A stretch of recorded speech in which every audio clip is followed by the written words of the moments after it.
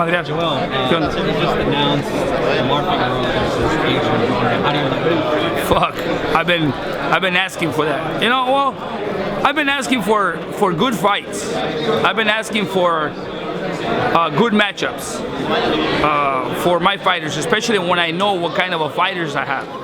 You know, and against Omar Figueroa, bring anybody.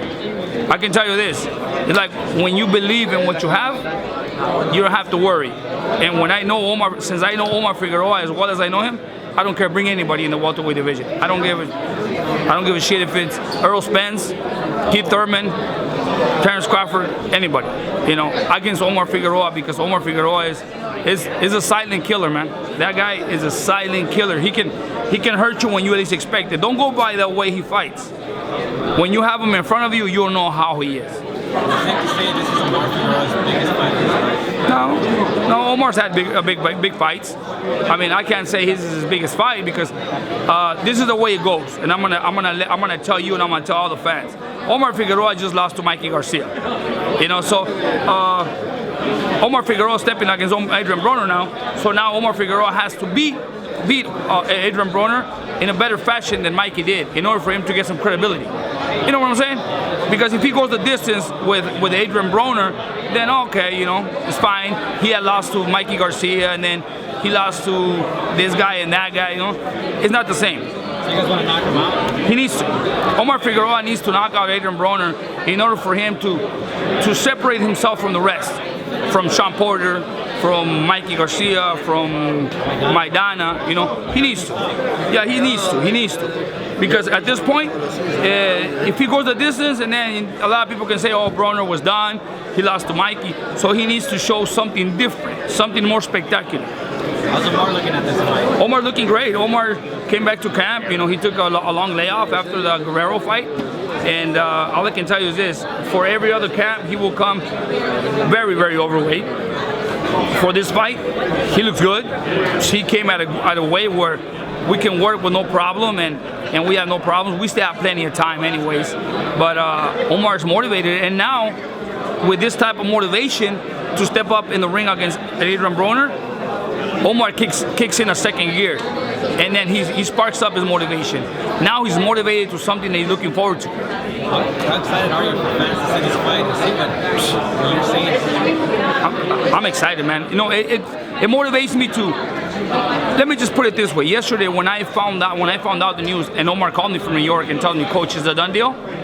Man, I went to my room and I was already thinking ahead of what am I gonna do, who's the sparring partners I'm gonna use. I'm excited. I'm already putting together the plan of where am I gonna take it, where am I taking him. I'm taking him running, what kind of work I'm putting in with him, everything. That's the kind of motivation I get. You know, I look already ahead, looking forward to that particular camp. What's the game plan without giving it away? With Omar Figueroa, there's no game plan. I mean, honestly, you cannot tell Omar Figueroa, hey, Omar, look pretty. You can't. All we have to do is prepare 100%, conditioning-wise, and just make him strong and just let him loose. Omar Figueroa, all you have to do is let him loose. Obviously, you know, Omar Figueroa has to break him to the body before. Once Omar hurts him to the body, and then it's done. I can get you a prediction. I can tell you this. This fight with Adrien Broner and Omar Figueroa is going to be a great, exciting fight. I like Adrien Broner. He's a great person.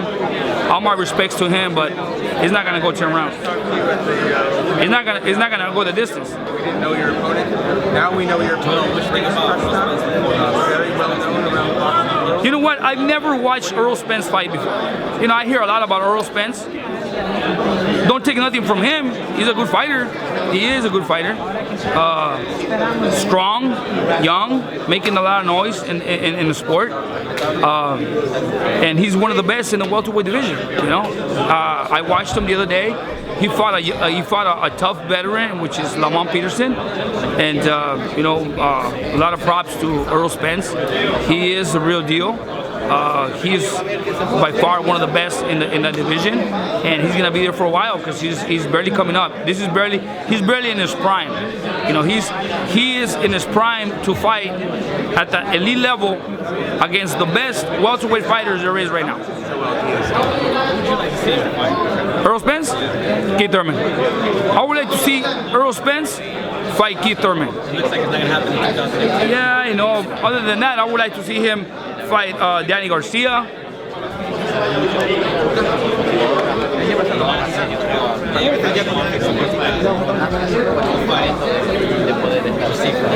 Well, we would like to see Omar Figueroa in a lot of fights, but you know it's hard with his promoter and stuff. They they make their own matches however they want. But I would love Figueroa to fight, you know, Danny Garcia. My last question for you. Earl Spence. I'll take the fight any day.